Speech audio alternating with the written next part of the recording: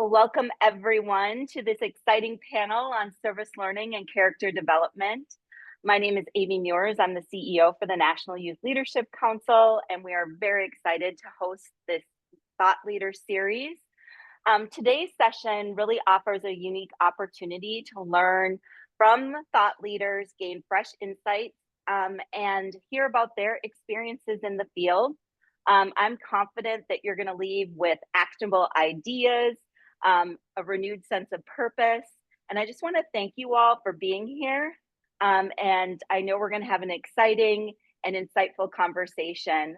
Before I introduce today's panelists, I just really want to briefly highlight the role that service learning plays in youth leadership. Service learning is a powerful educational approach that really blends community service with academic and civic learning. It provides students with a real-world opportunities to cultivate essential leadership skills.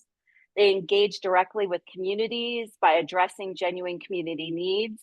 They're encouraged to embrace different perspectives and collaborate with diverse groups. And this type of experience really fosters a deep sense of empathy and compassion. And young people begin to understand the challenges that others in their community are facing. Through service learning experiences, students take on vast types of leadership roles. They could be organizing events or solving problems using critical thinking skills. They're building their confidence and really nurturing and inspiring each other to lead. Moreover, service learning really connects students deeply with their community. It helps them recognize the role they have in contributing to the common good. They investigate, plan, and prepare to address social issues, which helps them develop a sense of civic responsibility. We really see service learning helping young people to become informed and engaged global citizens. When I think about service learning, collaboration is a word that really, I think, exemplifies the heart of what service learning is. It encourages teamwork. They work alongside each other. They work alongside with community. They work alongside with educators. It's helping them enhance that communication and trust and cooperation, which we know is key to success, not only academically, but also for lifelong success. Service learning is really a holistic approach to leadership development, equipping young people with values, skills, and attitudes so that they become really those empathetic, dynamic, responsible leaders that we so need in our world today. So with that foundation and understanding of service learning, I'm excited to introduce that we, in NYLC, in partnership with character.org, have a newly published Developing Student Leaders Through Service Learning publication, which highlights real-world examples of how service learning fosters leadership, character, and civic responsibility in students. And we'll get that link to you in the chat here shortly. So joining us today is the publication's co-author, Dr. Arthur Schwartz. He's the president of character.org, along with two teachers featured in the publication, Carmen Hurst from Webbridge Middle School in Georgia, Webbridge. That one did not want to roll off the tongue. And Andrea Dinan from Princeton High School in New Jersey. So everyone will share their firsthand experiences for implementing these practices in classrooms and their knowledge and expertise around service learning. So we're going to explore strategies, stories, impacts, and look at practical takeaways and action items that we have for you. So I'm excited to welcome each of our panelists and thank you guys for being part of this important conversation. So let's go ahead and dive in. I would love to invite each of our guests to just share a little bit more about themselves. And I'm thinking maybe your journey that kind of led you to your current role. So Arthur, I'm going to start with you. Well, thank you, Amy. I first want to just begin by dedicating my comments today to Jim Kielsmeyer, who I met in the mid 1980s when I was living in Minneapolis. And it's amazing that the connection is still there today. So I just want to share that. Jim is one of the co-founders of NYLC. My background started as I started as an artist, as a theater artist, a playwright, director, which is why I was in Minneapolis at the Children's Theater of Minneapolis. But then I turned to education at the School District of Philadelphia, where I grew up, taught middle school, and had the fortunate invitation to lead the dropout prevention efforts for the School District of Philadelphia.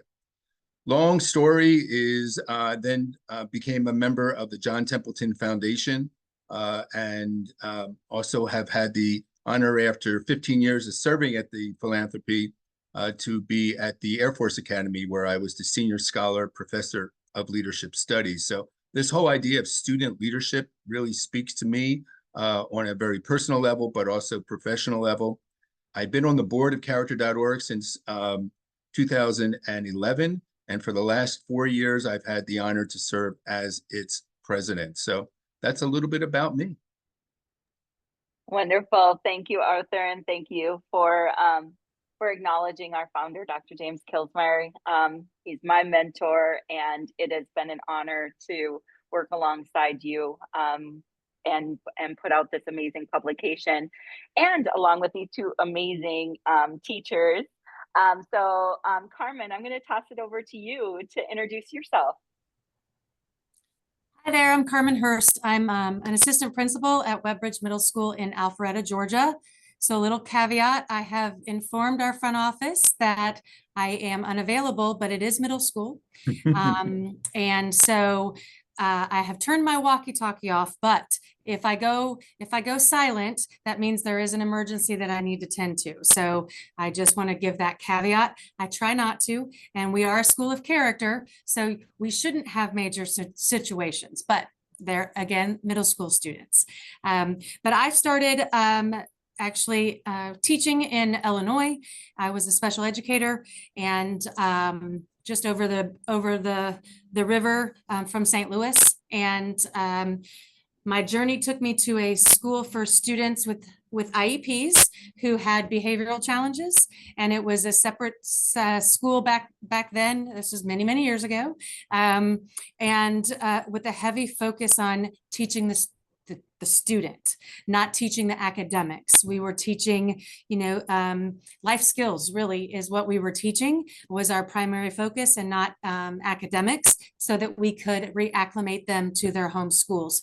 That is when I started really finding the true value in teaching character development.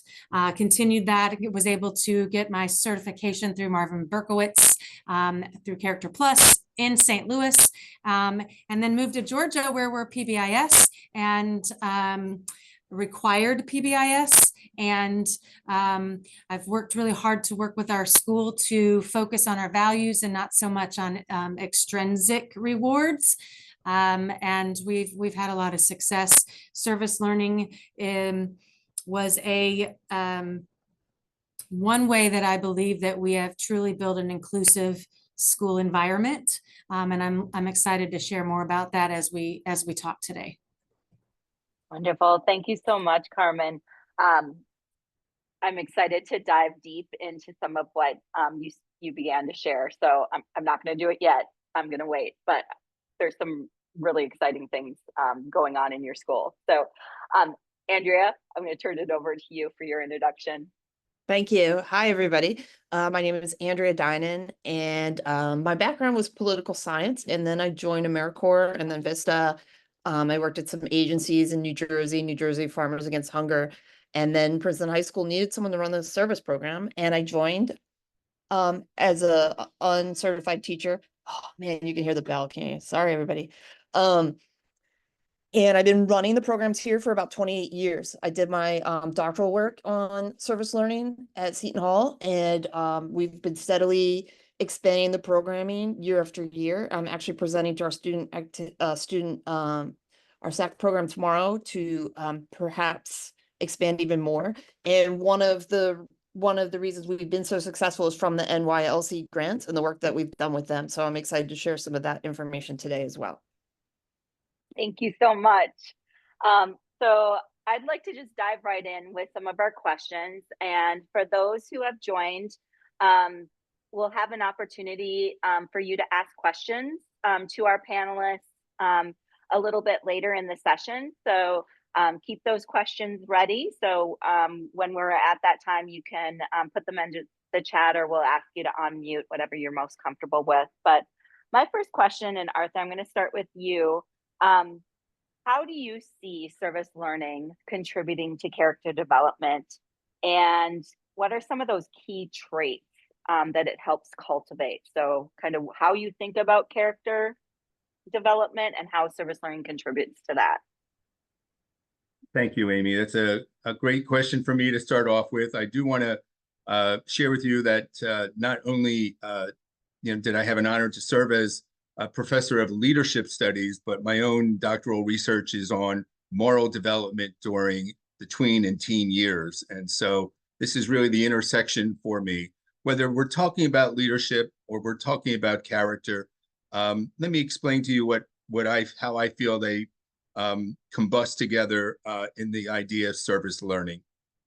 So we at character.org think about 4 areas or 4 domains of character. The first one being moral character. This idea that during service learning, you have to be trusted that you're going to show up and do what you say you're going to do. But not only that you're going to start with a caring heart, but you're also going to be practicing gratitude in terms of, isn't it great that I have water to drink, if you're talking about, Sudan and its lack of water. So there's this sense of moral character. The second is performance character. There is so much responsibility that goes along with service learning. And it really is important for you to take that responsibility seriously. We call that performance character. But to me, when I'm involved in service, it's about sacrifice, because I could be doing something else, but I'm sacrificing because this is where I want to be because of the good that I am contributing to. The third is intellectual. And this is where I think it ties right into the academics, the curriculum, the idea that, are we curious? What's the root cause of the problem that we're addressing? Are we being critically thinking about it? Are we really trying to understand the core through critical thinking? But mostly is humility. It's really starting with this, how little I know and how eager I want to learn about this problem. And the last is civic character. And clearly, this is, to me, the sweet spot for service learning. It's not just about fairness. It's not just about respect. It's not just about compassion, even though I think that's such an important part of civic character. It's this notion of contributing to the common good. And this should be something that, for those of you in K-12, this idea of portrait of a graduate, that every person in elementary, middle, high school should be able to explain how she is contributing to the common good. So for me, this is the kind of connection between leadership, character, and service learning. Moral character, performance character, intellectual, and civic character. Beautiful. Yeah, when we think about service learning, often we use the heads, the hands, and the heart, and everything that you just said encompasses that, right? It connects all of those things together in a way that is so powerful. I'm curious, Carmen, I'm going to ask you how you, with your students, are looking at the character development, like the traits that you're seeing and what that looks like for you and your students. Sure. We filter everything we do through our values: respect, responsibility, citizenship, perseverance, integrity, and positivity. So when we are reflecting on any activity that we do, we're always reflecting it through the web way. Then those are our values. And so, but along those can just be words on a wall. until you make meaning. And through service learning is how we truly help kids see it, feel it, live it. And so when students are able to take the school definition and be able to put it in their own words, we know we've had that impact. And so while we focus primarily on our 6 core values, one thing that hopefully I'll get to share a little bit later is some reflection of our students, that really what comes out loud and clear is a level of empathy, where they're learning about some dilemmas, some ethical dilemmas, some places in far off worlds, and are able to really critically think about ways that they could have an impact, and seeing that they can, that one person or one little middle school in northern part of Atlanta can have such an impact on communities in far off lands. So it makes the far off lands seem closer, and helps us. Our school we have over 40 countries represented. So building an inclusive environment has been something that, it's an ongoing goal, because we want everyone to feel like they belong. And when you have 40 different countries with umpteen different languages spoken, this is a common ground of helping others. So it doesn't matter where you live, but everyone comes to school and we have that common purpose. I love that. I love that you mentioned reflecting, and that the young people are able to take the web way and really bring that to life, right? So it's not just, like you said, words on a wall. It's they're living the values through contribution and creating that community in partnership with community. Thank you for sharing that. Andrea, how about you? Thinking about the character development and what that looks like in your school, and the traits, how that manifests itself. Sure. I would say I'm echoing a lot of what Arthur and Carmen said, but our focus probably is empathy.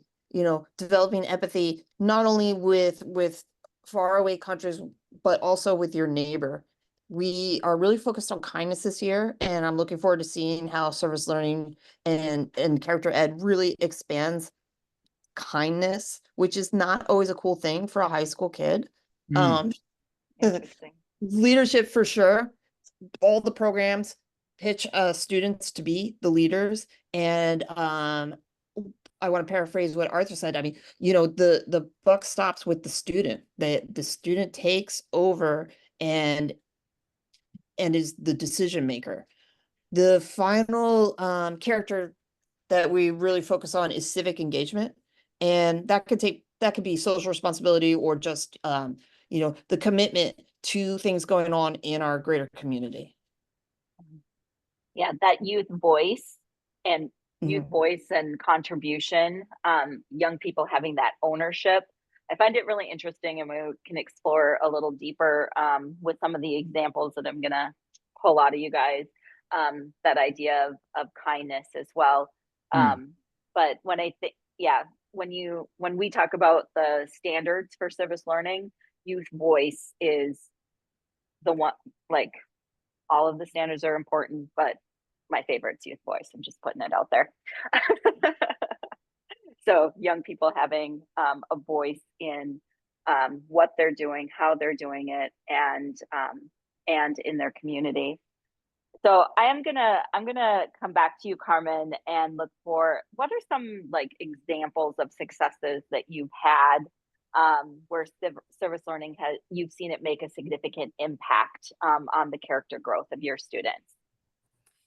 So I wanted to know how the opportunities to participate in service learning, how that has impacted students on a personal level. We've seen the shift in things school, holistically at our school. So I've reached out to some former students who are now in high school, and I have a male example. I have a male statement and a female statement. So I think that kind of hits really, hits the nail on the head, if you will. From our male student, service learning has helped me to be more confident and made me want to join more clubs in high school. Without it, I think I would still be the timid kid I was in 7th grade. Mm. So we're affecting that opportunity is affecting his trajectory. So that, and knowing the student, this is huge for him. Female student. So, and this is some of my responses are gonna reference character council, and that's the student leadership group who helps to kind of run things to get all students involved. So when we mention character council, that's who that is. This is from the high school female student. Joining character council boosted my confidence, provided me leadership skills, which is important for high school, also gave me the ability to problem solve, and mainly helped me collaborate with new people, which improved my communication skills. So all of the, everything we hope to send kids off to high school with, we're getting there. We're helping the kids have the confidence. So hopefully they'll advocate for themselves and for others. And from a staff member perspective, this is with regards to 6th grade, because we do kind of different things in 6th, 7th, and 8th, and we build. 6th graders it's really where we introduce. In the spring of 2024, with one project already under our belt, we made the decision to empower our top character council students to take the reins of our second project, the refugee item drive.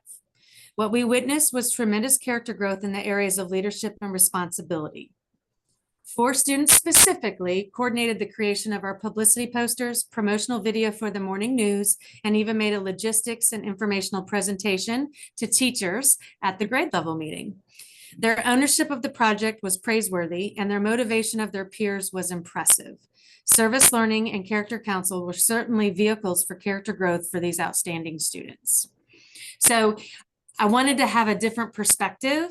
And then I have one who is she's an 8th grader now, but this is a reflection from her 7th grade opportunity. And it just, knowing her family, this is just speaks volumes. I hopped on board the Character Council train to sprinkle some positivity across the globe. Dive bombing into the water issues of South Sudan was an eye-opener, but man, did it teach me a ton. The Walk for Water event really hit home for me.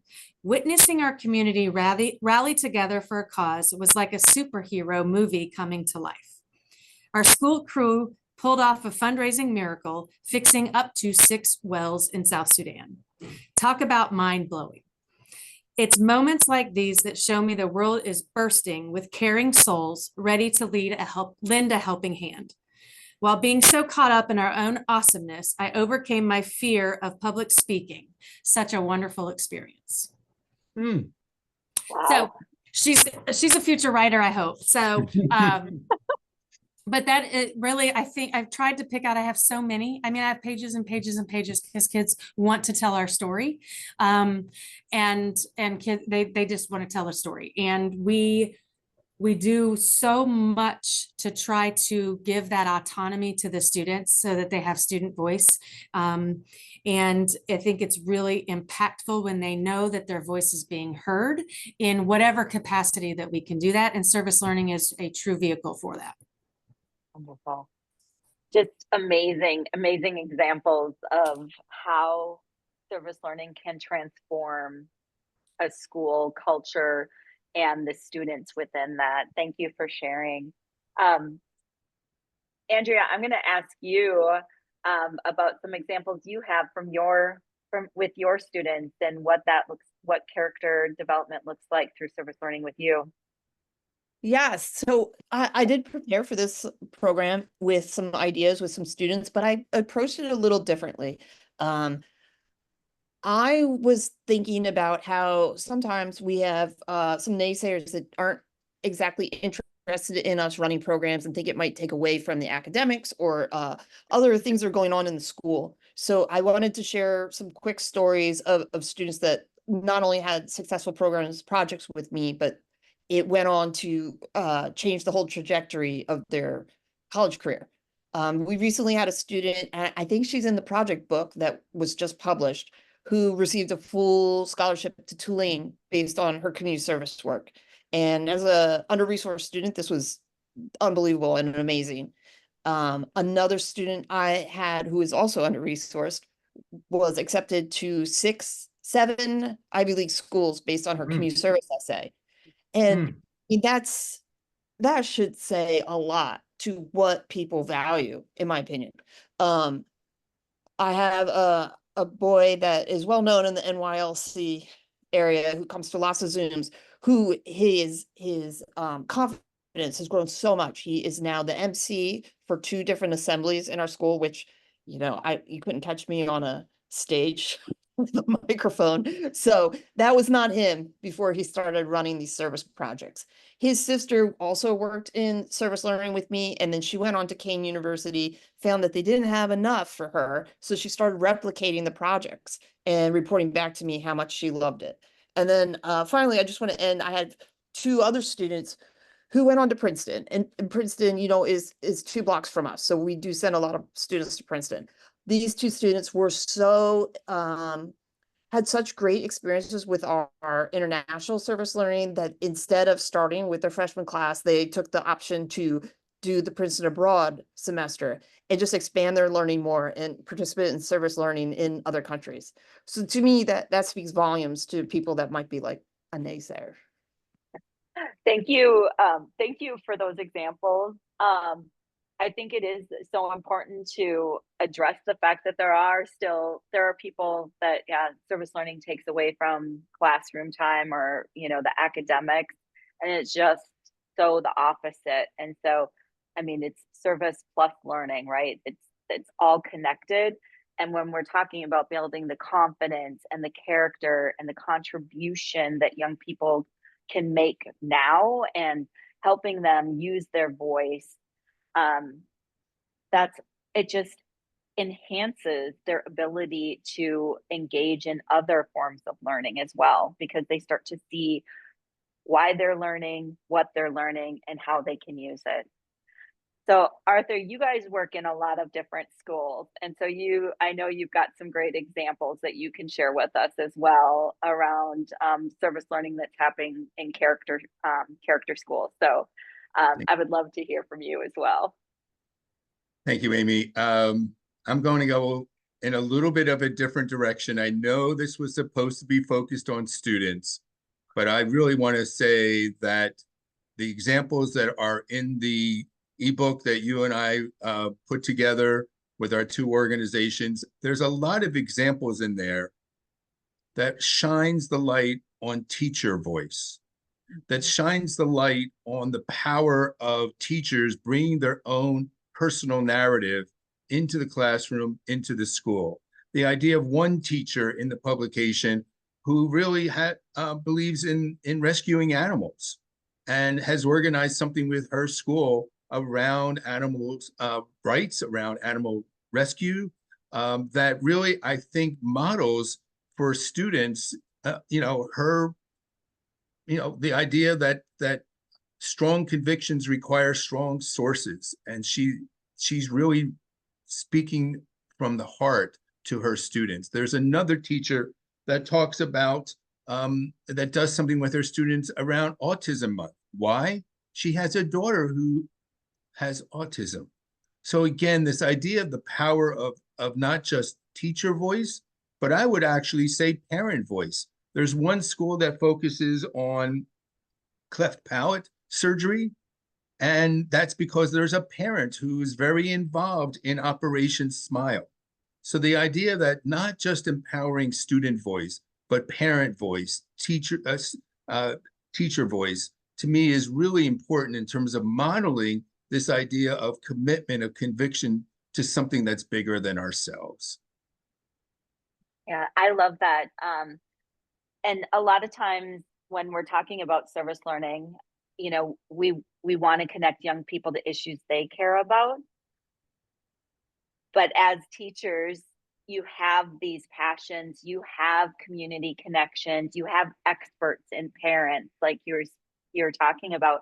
And so having young people engage in the investigation around these issues so they see how it's impacting their community and the global community, you can get them engaged and help them connect to their own personal passions and help them discover their passions as well. So you're absolutely right. Service learning support, it's not just for the students, it's for the teachers, it's for the families, it's for the school community and the global community. It really it helps us all connect, care, and contribute, right? Yeah. But you hit on something too, though, that and we've talked about it quite a bit over the course of the last year or so, those challenges that as educators and different organizations we face in bringing service learning and character development into these spaces, right? And so I would love to hear, I'm going to ask you to start, Carmen. I'd love to hear kind of how, like, what are some of the challenges you've had to face to really get going in service learning and character development? And maybe if there are still challenges that you're facing today.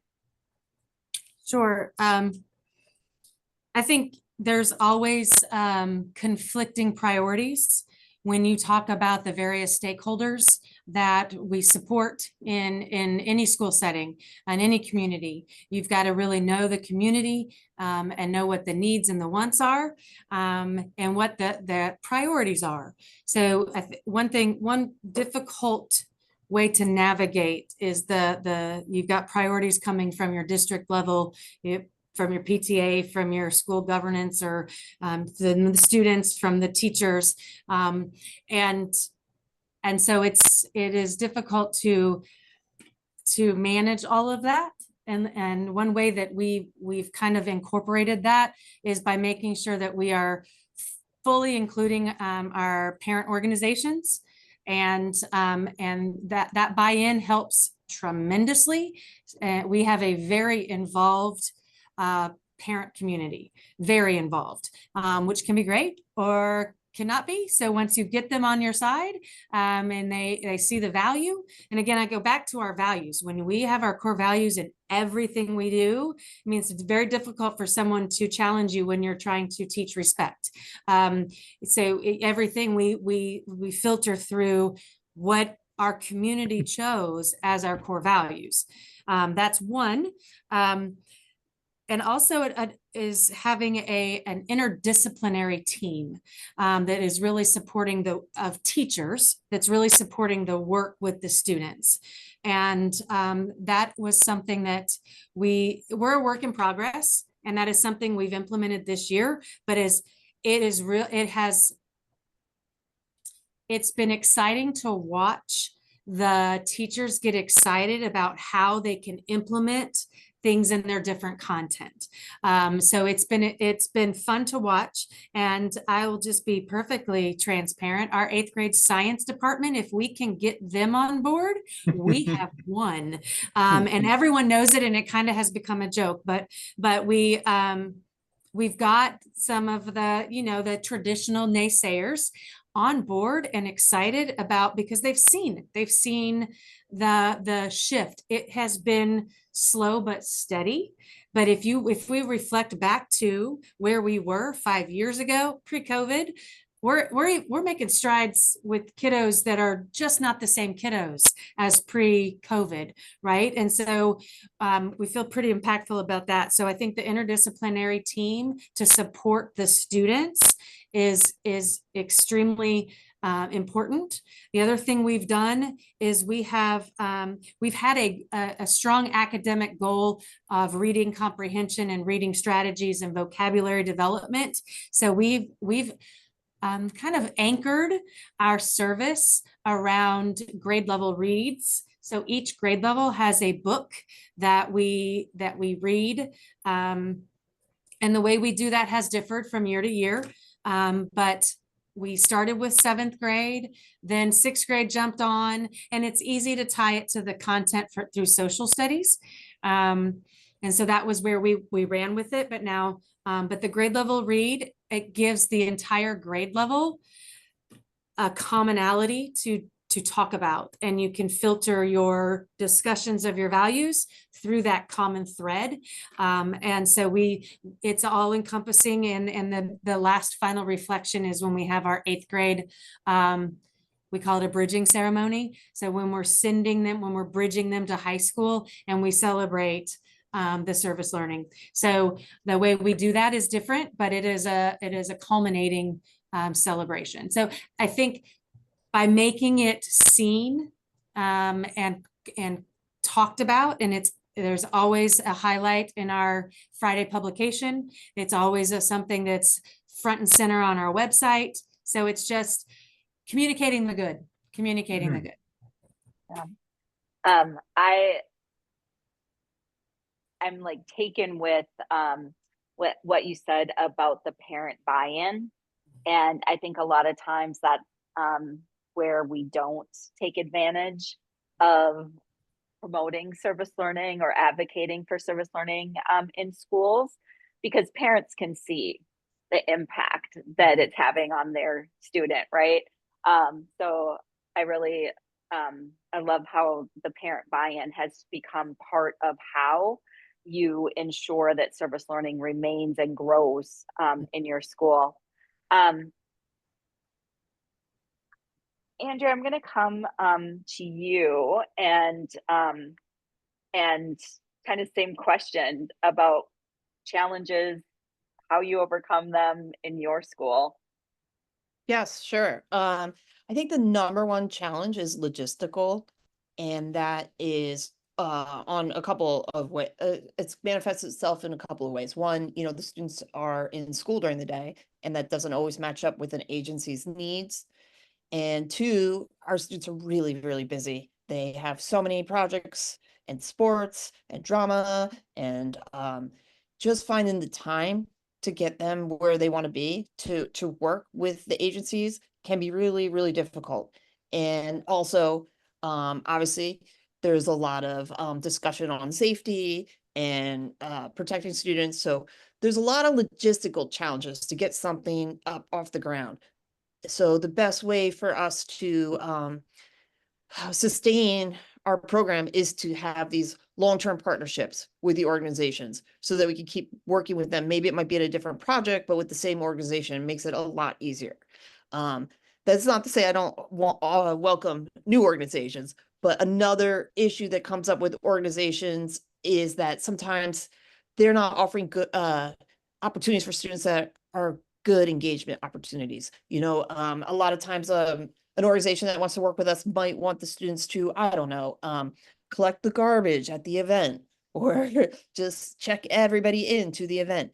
And that goes along with what everyone was saying. There's no buy-in if students aren't learning about the agency, addressing the actual problems that the agency has. Everyone would love to have students come clean up their dinner that they use for a fundraiser, and makes their posters and all those things, and that can be part of the project. But students really need to be involved in solving the problems to buy in. And sometimes that gets lost. You don't even talk about the problems. You introduce the students to the agency, or the agency comes in and talks. They might not really specifically, explicitly describe the problem. And that's something you need to discuss in the reflection. That's another issue that can be an obstacle, right? Reflection is the most important part, but sometimes finding time for that is so difficult, especially when you've done a really big activity. And then the last thing you want to do is think about it, because now it's over. But it's time to reflect. And the best way for me personally to continue to include that is to talk about what went right. We start what went well, and then we can talk about what we would change for the future. And then that leads to more reflection. The kids get more comfortable and start talking about issues. So those are the hurdles we've had and how we address them. Well, thanks for sharing that. Yeah, logistics come up quite often, and we're going to talk in just a minute about partnerships. So we'll dive a little deeper there. But Are there any challenges that you've heard from the schools and the educators that you all are working with, and some of the ways they've been able to address them? Yeah, I'm just going to echo a little bit of what Andrea was saying, because we really haven't talked about the publication that you and I worked on, Amy, but we spent so much time trying to figure out the backbone of it, what was really going to be consistent. So we broke down this free publication into elementary school, middle school, high school, and also after school. But for each one of those 4 areas, we looked at how, as in elementary, middle, or high school, do you select a theme? How do you explore root causes? How do you determine service action? Of course, how you develop leadership skills, which is part of the title of the book. But what Andrea was talking about was reflection. And so often just reflection happens on the back end. And so what we really tried to spotlight was how important it is for reflection to happen from the beginning, in the middle, every time there's some kind of engagement, to have reflection be part of what the students are doing. But Andrea also talked about staff reflection. And again, that would be so easier just to, let's do what we did last year. But the best service learning experiences really happen when there's an assessment by staff, so we can, get better at it. So I just wanted to kind of short sort of commercial for the publication. But let me just end with this. One of the best things for being in this role is I get to write an article. I want to write an article every week on something that's stirring in my soul. And this, of course, this past week, this week I wrote about the publication, but I talked about 3 challenges of service learning. So if anybody, watching and listening right now, arthur@character.org, I'll just send you my article. It's very short. About what I think are 3 challenges. One is, coming from the school district of Philadelphia, there's such an emphasis on passing standardized tests. This notion of what service, helping others? No. And you heard it already. We got to focus on the testing. We have to focus on the kids, their grades. And so that to me is challenge number 1. Challenge number 2, whether it's in Georgia, whether it's in New Jersey, whether it's anywhere, too often there's the danger that service learning becomes politicized. And I think that is definitely a challenge for us that we have to address, that we should be talking about. But to me, the number 1 challenge, and Andrea talked about this just a little bit, is we are living in a society that drips with individualism. It's all about me. And, as a father of 2 children, I think I sometimes wrestled with that. Get into the best college, make sure and this idea that me, as opposed to it's all about others. That's a challenge that I think we should be talking about as well. I couldn't agree more. And just coming back from the International Service Learning Conference, where the topic of discussion was around the individualism and the decline in our democracies globally, and how the research even focused on the US, it's not good news, right? And so when we talk about teaching for tests, what is the true purpose of education? Is it to get kids to pass tests? Or is it to have them be engaged and informed citizens who can be working towards the common good for our democracy? So question I put out there. Well, I'm just going to answer it right now, because Carmen talked about it. It's not about getting students ready for a life of tests. Schools should be about getting students ready for the tests of life. Mm-hmm. And we need to really always be thinking about that. Absolutely. So one of the other areas of opportunity that service learning has within schools is partnerships and building those community partnerships. And so we've touched on it a little bit in our conversation so far, but I would love to dig a little bit deeper. And Andrea, we're going to start with you because you had some golden nuggets there, about how partnerships and reflection really play a role in fostering that character development for our young people. And so can you talk a little bit more about community partnerships and reflection for us? Yeah, for sure. Yes, I did already talk a little bit about it. Community partnerships is such a integral part of our program. And, it's the real world where the students can actually get immediate feedback for their actions, and they can see the purpose of their work. It's an opportunity to address some genuine issues rather than something that we might assign in school as like a homework or a memorization. Like I said before, the long-term relationships are really important for me because I have a trust with the people running the agencies, and that the people will understand that the students are more than capable and can do things beyond perfunctory tasks. And as far as reflection, I love what Arthur said because he called me out. Our reflection's at the end, and it won't be anymore, Arthur. I'll check in with you at the end of the school year.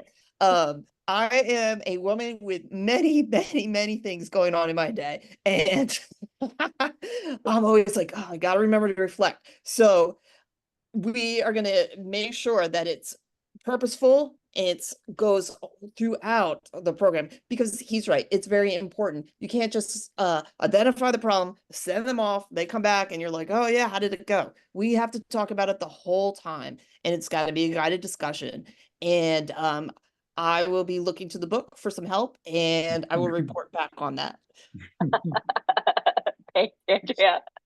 I don't think Arthur meant to call you out, but it's all Oh, good. no, he's laughing. He knows.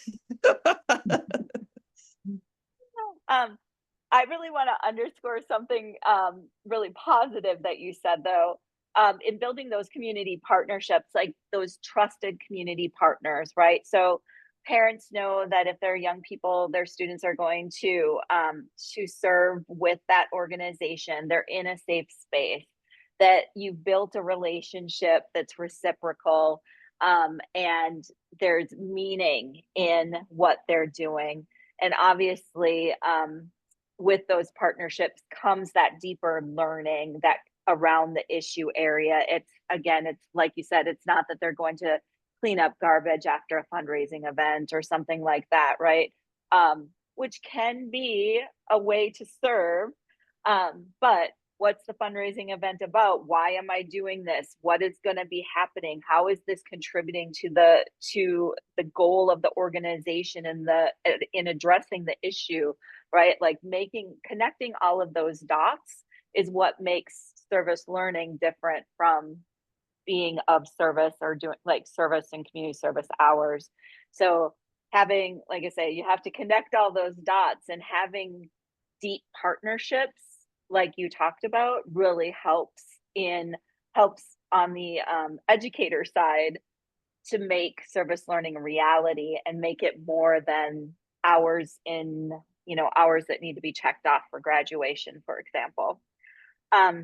Carmen, what about your school? Like, what does community partnerships and reflection look like around character development in the work that you're doing?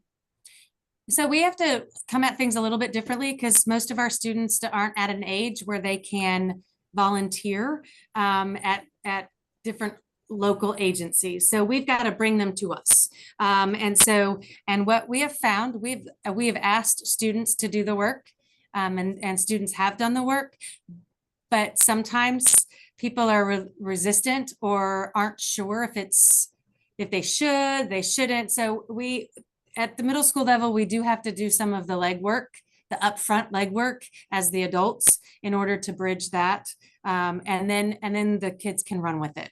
But we tie it again, we go back to our grade level reads. And so we have significant community partners that based on each grade level. I'll speak about 7th grade because this is the grade that we've been working with a lot, and we partner directly with Water is Basic. But through that, then we have a variety of local organizations that help the kiddos with our annual event called Walk for Water. And we have a village market where the students, they donate and they sell things, sell it, but they may make jewelry, or they may make stickers, or, you know, a variety of things, whatever is popular with popular culture. The students will do and sell at a village market, and they get their own community partnerships. What we do also is, I think, a really great opportunity that we've capitalized on is we have local elementary schools that are within walking distance.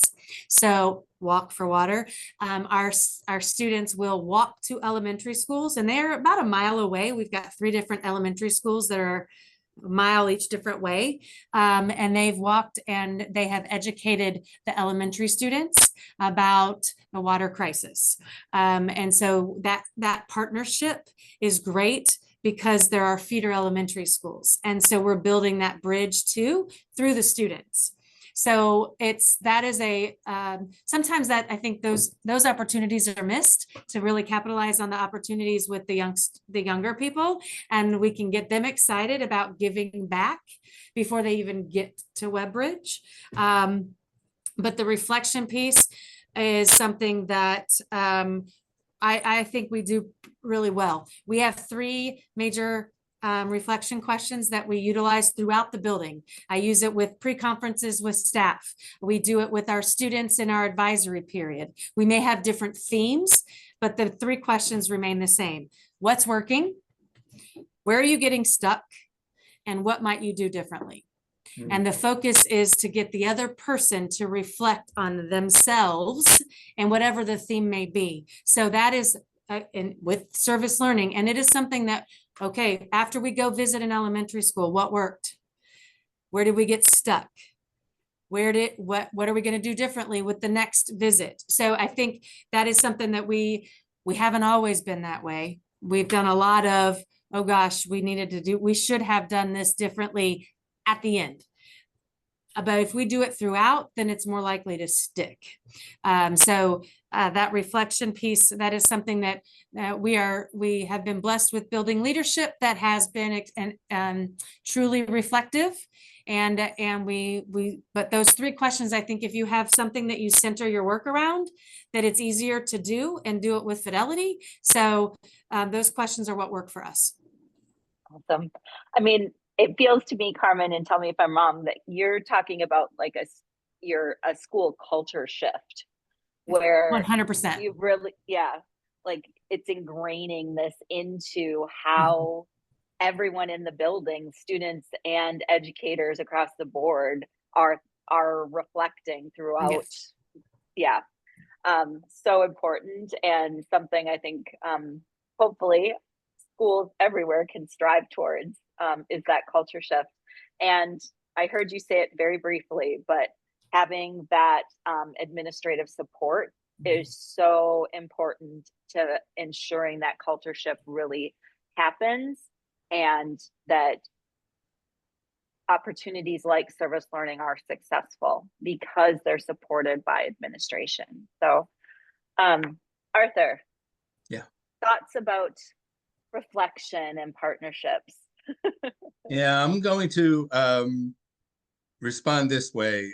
Another feature of the publication is how do different schools showcase student impact? And we really haven't talked about that yet. So I like to just say that the examples that we see in the ebook are sometimes showcasing at the school level through school assemblies. Sometimes the examples are at the district level, literally going to the school board and presenting the student impact at that level, or to other schools in the district. But the one that really just tugged at my heartstring was showcasing the student impact at a local shopping mall, where the students set up an exhibit that showed what they did, the impact of what they did. They weren't raising money. It wasn't, it wasn't a fundraiser. It was literally just a way to showcase their impact to the community. I just thought that was really creative and unusual, and something that I knew I just could, it really felt good to me. So I just wanted to share with you how important finding creative ways to showcase the impact that students have made through their service experience.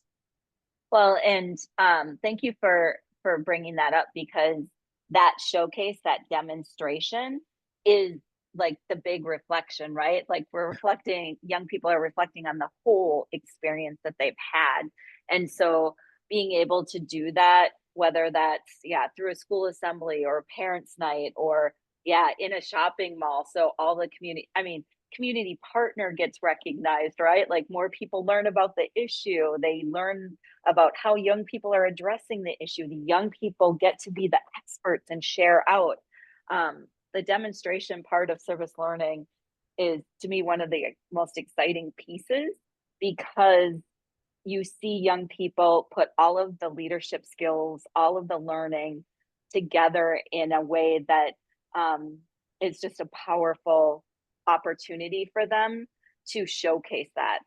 When we heard one of the first questions about, like, I was able to like be a good public speaker, right? Like all of a sudden you have like this shy young person that's willing to like step up in front of hundreds of people, or thousands in some case, and talk about their experience. Like, how amazing is that? And when I think back on my student journey, I mean, I wish I had had these type of experiences growing up, because I think about like some of the shyness and the inability to communicate my thoughts and things, how different it would, like how different I might have showed up earlier in my career. So just, the impact that it has on these young people is so profound, and really on the culture of schools, and how empowering it is when teachers have the opportunity to teach in a way that puts youth voice first, that gives them the opportunity to connect meaning into their teaching in a real world way that makes an impact. And we touched on this earlier, but the research supports it too, that teachers are transformed through service learning just as much as students being transformed through service learning. Amen. So I want to shift gears a little bit and open it up to our audience here. If anyone has any questions for our panelists, go ahead and put those in the chat, or if you'd like to come on and unmute and ask your question, you are more than welcome to do that. And so I'm just going to pause for a few seconds as you type or unmute. And I'll just be quiet for a minute while we do that.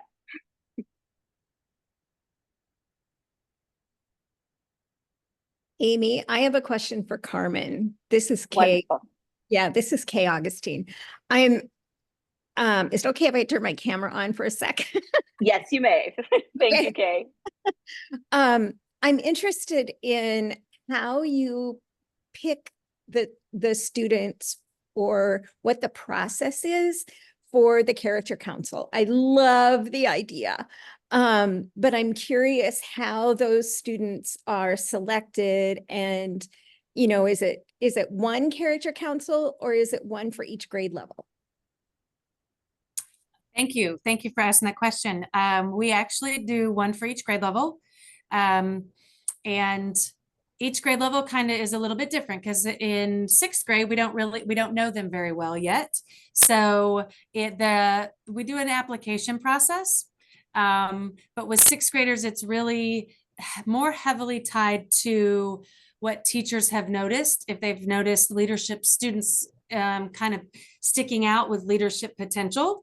And so they're the ones that that's kind of how 6th grade does it, because we want to get started before we really know the kids. you know, so that it's a little bit different. Then seventh grade, it is seventh and eighth grade, they do again an application process, but it's video based. And so they submit a video with explaining the answers to some questions like, why do you want to serve? We ask questions, and it differs from year to year, so I don't have it all specific. But we ask questions about various, like which one of our values speaks to you the most about serving others. And so there's no wrong answers. But it's really, we try to give multiple students opportunities. So seventh grade, we don't always choose the same ones from grade level to grade level, because we like to give, because if they're already super involved, they're going to continue to be super involved. And so we try to spread the wealth. And eighth grade, we take everyone in eighth grade, because it started, you know, the hype has continued. And so last year we had more than we should have had, but we didn't want to deny anyone the opportunity to have that leadership opportunity. So but always we're wondering, how can we make this process better?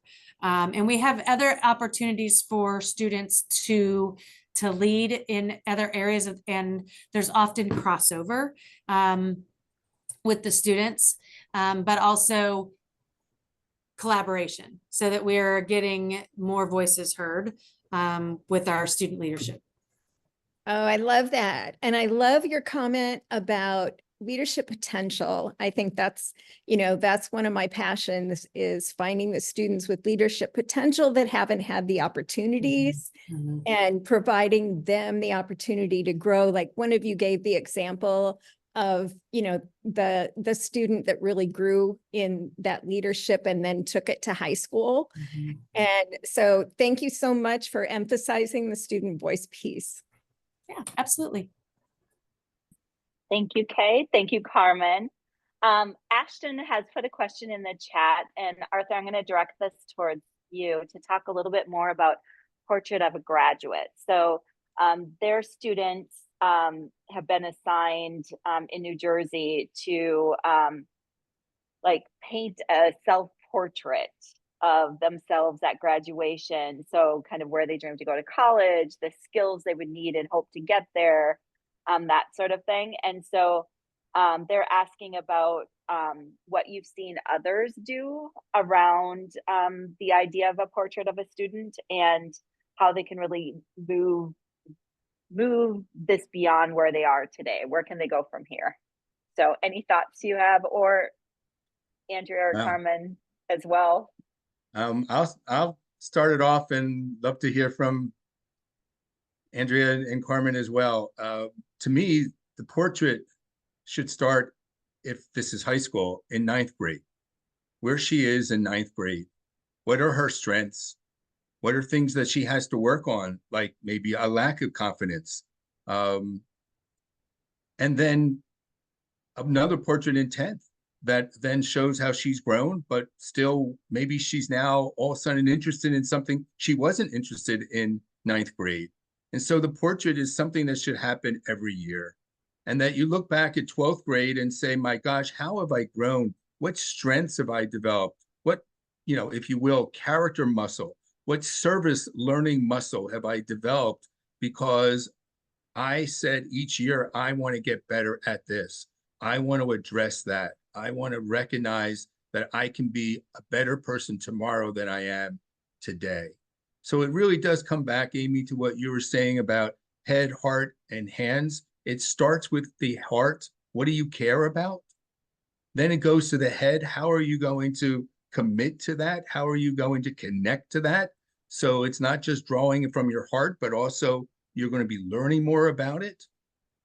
Whatever that it is, it's how do I be more confident? How do I listen more? And then the hands part, how do I contribute more?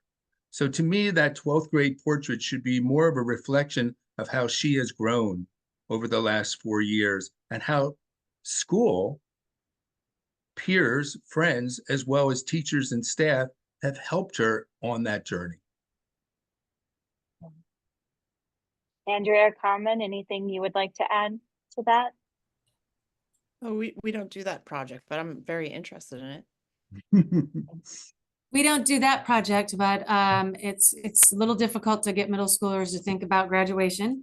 But we do something. We started last year, a vision board. I saw somebody had written that.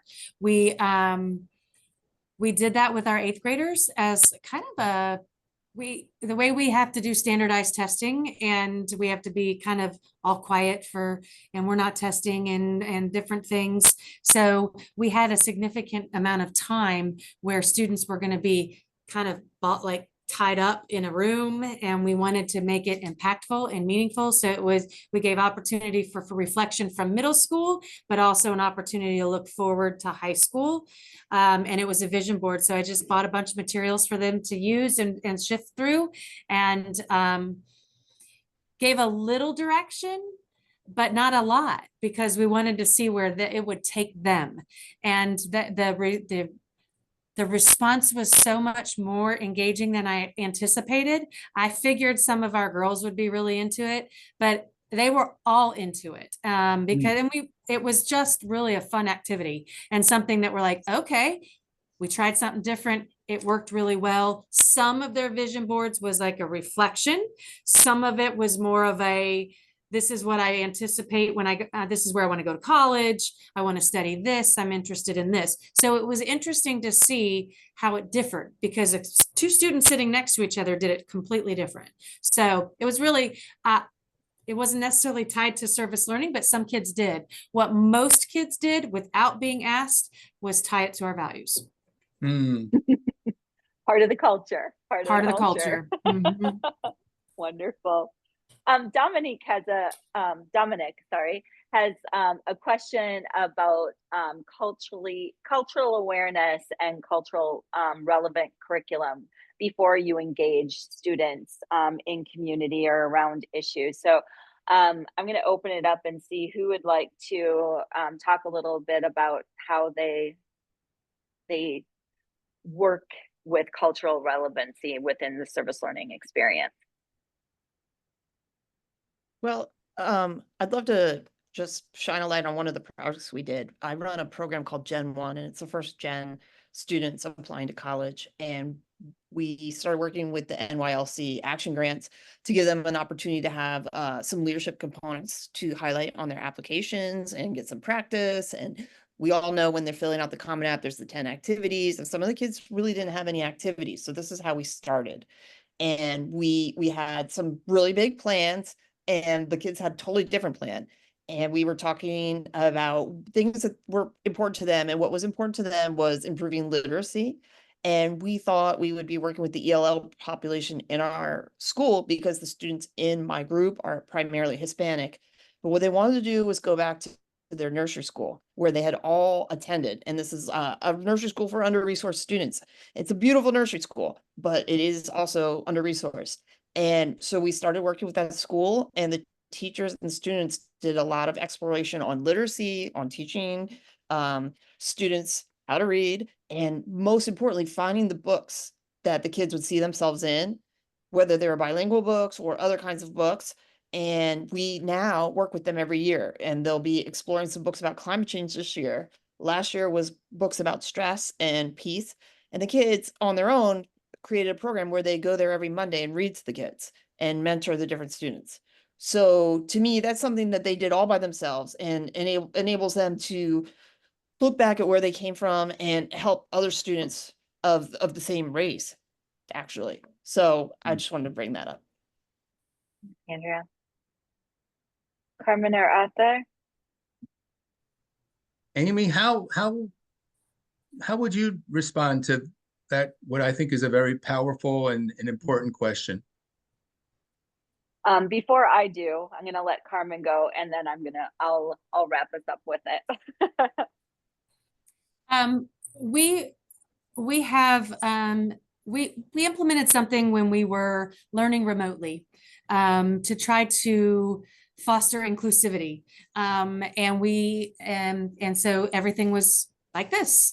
And we wanted we wanted our students to still feel connected and learn from one another.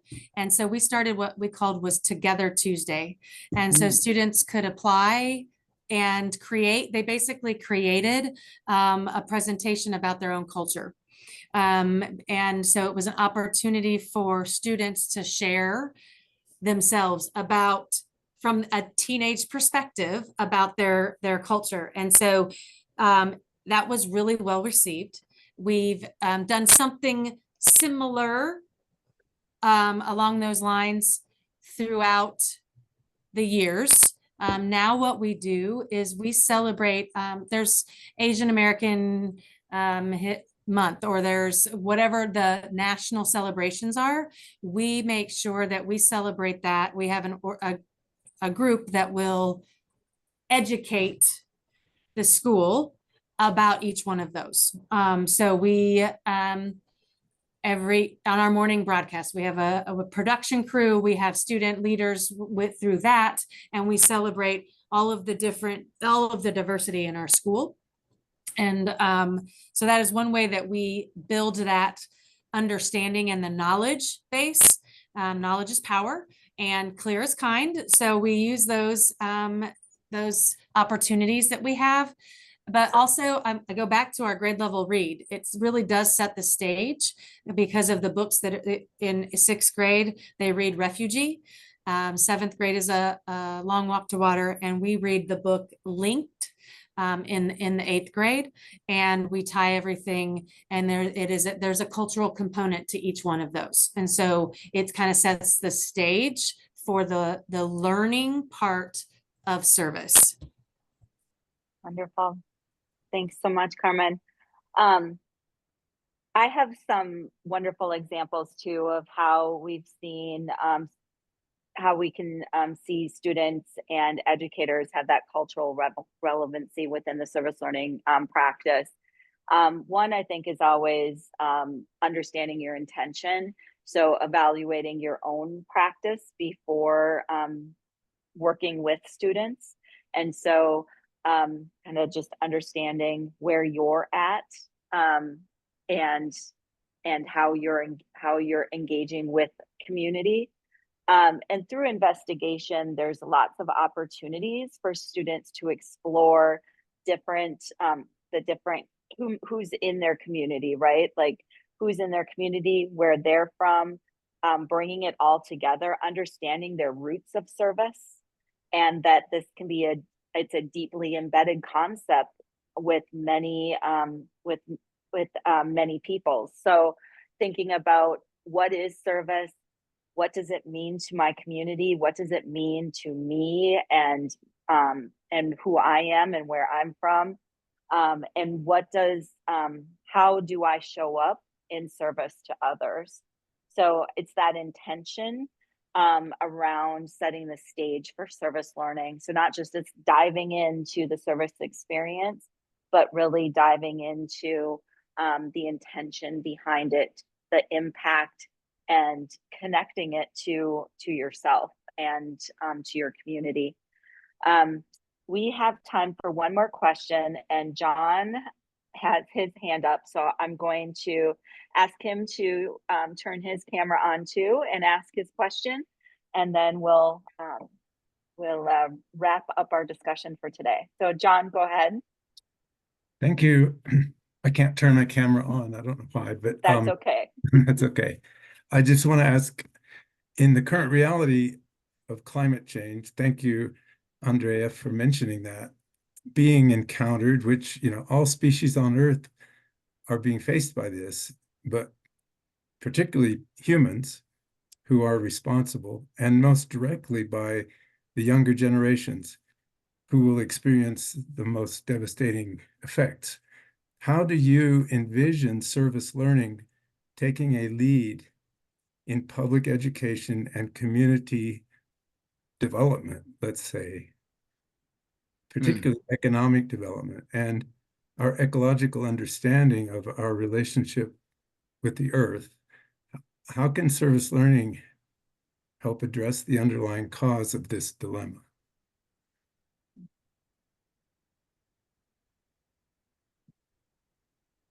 Andrea, does your have you been involved in climate change work at your school? Well, I'm glad you asked. So we're starting a project this year. The premise is that we will start with the pre-K through third grade and talk about very small bite-sized projects, sort of like, where does your food come from? How can you grow your own food? Why are these elements important? And we'll build up the way a school grows, really all the way back up to the high school. So I guess I'm not really answering his question, but that's the journey we're going on this year. And I'm happy to report back in a year where we go and what happens with it. It should be quite the adventure, as everybody knows. Well, and I will say there are a lot of young people that are extremely passionate about climate justice. They see where we're headed, and so they're looking for solutions. And so just bringing young people into the conversation, and service learning is a great way to do that within the school and after school space, so that they can address the issues locally, but while also having them connect to the global. And I think this kind of gets to one of our other questions that Catherine put in here about like getting that young people to buy in local. So if they're tackling a local climate issue, we can connect it to the sustainable development goals and have them see the global impact that climate change is having. So I think it's understanding that young people can be very creative and come up with solutions. The older they get, the more experience, especially when they've had experiences in elementary and middle school, by the time they get to high school, they are coming up with really impactful and amazing service learning, I'm going to call them projects, that address serious local issues. We had one example locally here, actually in St. Louis Park, where NYLC is headquartered. There was a high school group that advocated, they had studied the extinction of bees and the impact that was having on the environment and the economy and everything else. And they did a whole campaign to the city council and changed the local ordinances so that beehives could be kept on municipal buildings, including public schools. So they now have a beehive on their school building. So like I say, young people are passionate, creative, and when given the platform and ability to engage in service learning, we see them take local action that does have global impact. And so I think that's how I would answer that very big question, John. Thank you. Appreciate it. Absolutely. I want to open it up to our panelists to give kind of a final thoughts or an actionable takeaway around our discussions today. And so, Angie, I'm going to start with you and just give you the floor to share what you'd like to share. Okay, great. Again, I'm always feel like where I am, I'm fighting the tide of people that just do not want us to spend extra energy on projects. I fully recommend service learning, character education, because it is no different than actually a field trip. And the reason I'm saying that is because when you think back to high school or, elementary, middle school, you remember the field trips. You always do. And that's what kids remember when they come back and visit me. They cannot wait to say, what happened with that project or that person or this thing that I did. That's what they remember and they take with them. So we can't always measure the impact we've had, but it's there and it from the students when they come back. Thank you. You're absolutely right. I remember the field trips. We didn't do service learning. So you're absolutely right. Carmen, final thoughts, reflections, action items you want to share? Well, my advice, if you're just joining the service learning kind of the work, that you start small. and build from there. I promise you the kids will lead that, and they will take it to new heights, and their energy will be contagious with the staff. And find your champions. Find your champions who are like-minded, and just be prepared for bumps in the road. But again, the students and their energy and their passion, that it will steer the boat, and it'll keep growing. And include parents. We did grade level reads. We did something. We had a weird schedule where a lot of students like to take the whole week off, and we had just Thursday and Friday. So after they had a 5-day weekend, so we decided to use academic time to read our grade level reads. And I said, people asked, well, what about the parents? What are the parents going to say? And I said, are they really going to reach out to me and complain that their children read all day at school? I had 0 parent complaints. It was lovely. And the students didn't want to stop.